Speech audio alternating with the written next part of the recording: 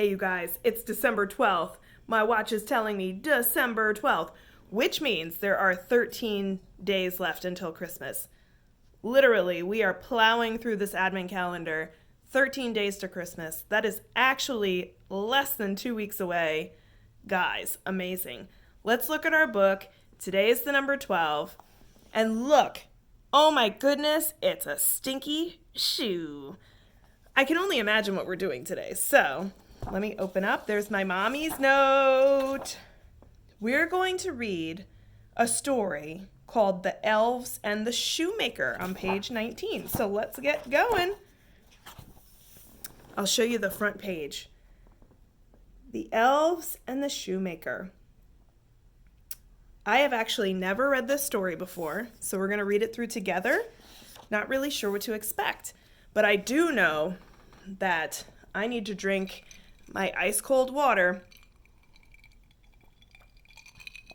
to make it through because I was coughing a little bit today. And all I want you guys to do, check out this beautiful ring. All I need you guys to do is just sit back, relax, listen to the story, enjoy. Look at me, I got my little hat on, I got my scarf, I'm feeling good, I'm in my comfy chair. Fantastic. All right, you guys, let's do this. So this is the page we're going to read from to start. There once was a kind old shoemaker and his wife who had fallen on hard times and had become very poor. Finally, on a cold winter's morning, the shoemaker found he had only enough leather for one pair of shoes. "I must take great care in their making," said the shoemaker to his wife, "for if they do not sell, there will be nothing to eat." That is my worst nightmare. I love to eat. Woo. The shoemaker spent the afternoon tracing a design and cutting the leather. But his heart was heavy, and his fingers moved slowly. When evening came, he laid the pieces of leather out on his work table. He would finish making up the shoes in the morning after a good night's sleep.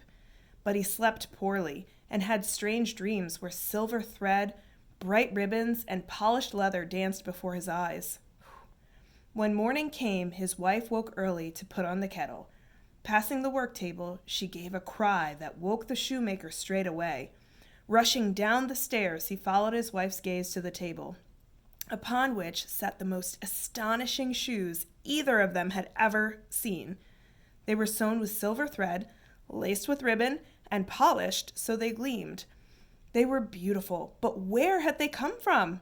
Having nothing else to sell and no money for more leather, the couple put the shoes in the window for the shop and waited. As they did, as they always did, for customers that never came. Oh, that's sad. But not 5 minutes had passed before a man strode into the shop. He was dressed from head to toe in brightly colored fabrics, with more buckles and buttons than the cobbler could count.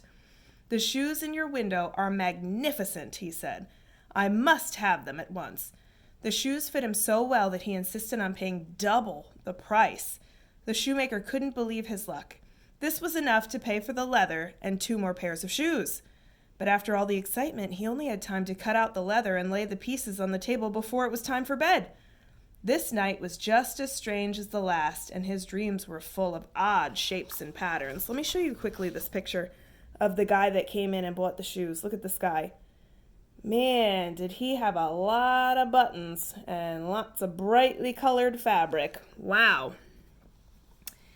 In the morning, the shoemaker and his wife crept downstairs together and could scarcely believe their eyes. The pieces of leather had once again been transformed. On the work table sat 2 pairs of the oddest shoes they had ever seen. They were cut in a most unusual style and had intriguing patterns sewn all over the leather. Again, the shoemaker had nothing else to sell, so he put the shoes in the shop window. An elegant woman and her daughter saw the shoes and swept into the shop to purchase them to wear to a party that evening. "These must be the latest new style," said the woman, and she and her daughter paid double for the shoes.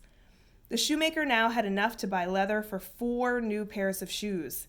It took him all afternoon to cut the leather, and with hope in his heart, he left the shoes on the work table and went to bed. Sure enough, in the morning, 4 smart-looking pairs of shoes awaited him on his work table, and all 4 sold for more than they were worth. That night, the shoemaker's wife bought enough food to cook a modest feast, and the couple ate heartily for the first time in many days. Oh, fantastic.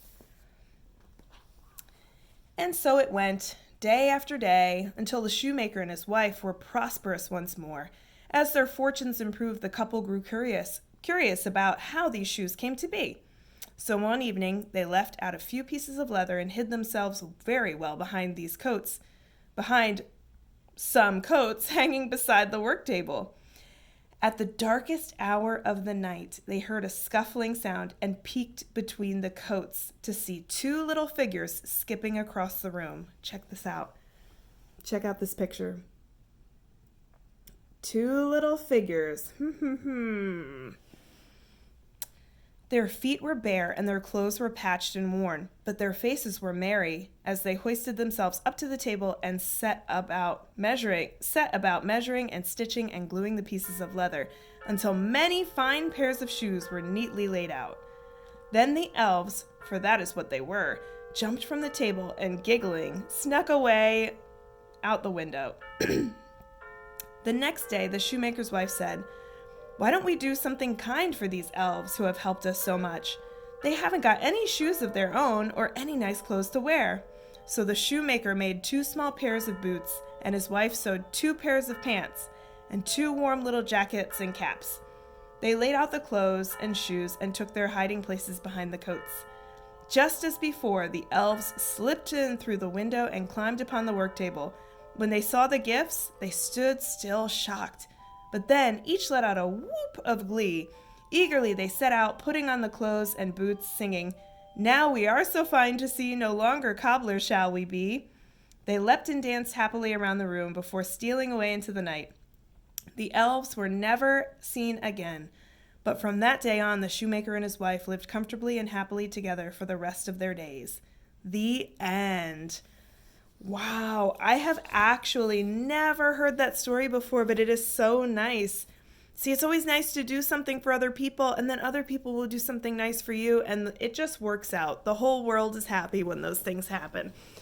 All right, you guys, let's go to my second advent calendar. Oops. Do you know what? The antlers just fell off of my reindeer. Remember I said I have to be careful, and I haven't been careful. I have not been careful. So let me just take off. Let me see. Today we said was December 12th. So I'm opening the box, and I found a top. Oh, that's so cool because you can spin this. Oh my goodness, you guys, you can spin this, and let me see if it'll do it on the floor. Let me see. Yeah, it's spinning. That's cool. So I got myself a little toy for today, and of course I'm wearing my ring from yesterday. I hope you guys have a wonderful December 12th. I will see you again soon. Stay warm, stay cozy.